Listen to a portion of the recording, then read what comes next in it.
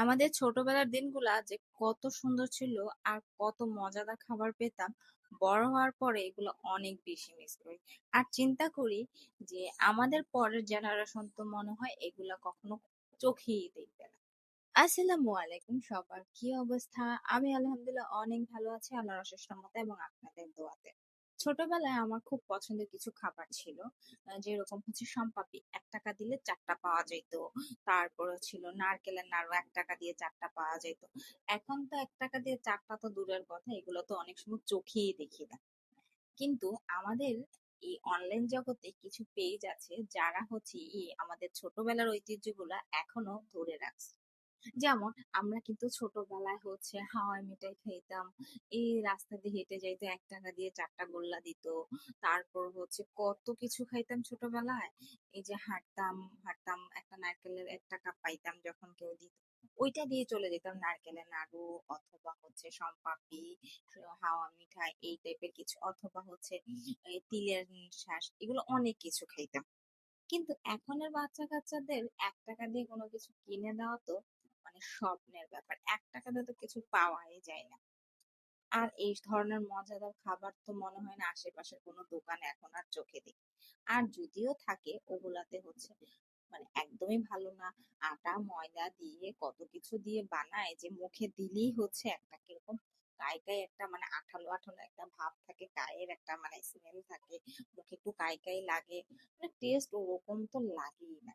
অনেকদিন যাবতই এই ধরনের খাবার খেতে খুব ইচ্ছে করছে। আগেকার নাড়ু, তারপরে হচ্ছে সম্পাপি, এগুলা টাইপের খাবার। তো ফেসবুক ঘাটাঘাটি করতে করতে অনেক দিন ধরে হচ্ছে আমি ঘাটাঘাটি করছি ভালো কিছু খাবারের অর্ডার দেওয়ার জন্য। তো একটা যখন সার্চ দিছি, তারপর কন্টিনিউয়াস আমার কাছে এই ধরনের জিনিস আসতেছে, আমি দেখতেছি। তো তখন হঠাৎ করে এই পেজটা আমার চোখে পড়ে। এই পেজের খাবারগুলা দেখতে খুব সুন্দর ছিল, আর ওদের রিভিউ গুলা দেখে মোটামুটি আমার কাছে ভালোই লাগলো। ওরা কুষ্টিয়া জেলার খুব বিখ্যাত কিছু খাবার নিয়ে কাজ করছে। কাজতে বড় কথা হচ্ছে ওদের খাবারগুলো এক একটা এত মজাদার ছিল, বলার বাইরে। সম্পাপিটা তো মুখে দেওয়ার সাথে সাথে একদম মিশে গেছে। মানে মানে কোনো যে এটা যে অরিজিনাল সেটা স্পষ্ট বোঝা গেছে মুখে দেওয়ার সাথে সাথে। মানে মানে কোনো একটু ময়দা ময়দা কাই কাই লাগে না, একদম পারফেক্ট একটা সফটনেস ছিল। আর নারকেলের নাড়ুর কথা বলবোই কি, এটা তো এত মজা ছিল যে আমার বাসার সবার তো পছন্দ হয়েছে, তারা বলছে আবার অর্ডার দিতে। একদম অরিজিনাল নারকেলের নাড়ু ছিল এটার মধ্যে। বাহিরের গুলা কিন্তু একটু হইলো ময়দা মেশায়, একটু আঠালো করে, এবং হচ্ছে ভিতরে একটু কাই কাই থাকে। বাট এটা মুখে দেওয়ার একদম পুরাটা নারকেলের ছিল, গুড় একটা স্মেল ছিল, মানে পারফেক্ট একটা নারকেলের নাড়ু ছিল। আমার কাছে তো বেশ ভালো লাগছে।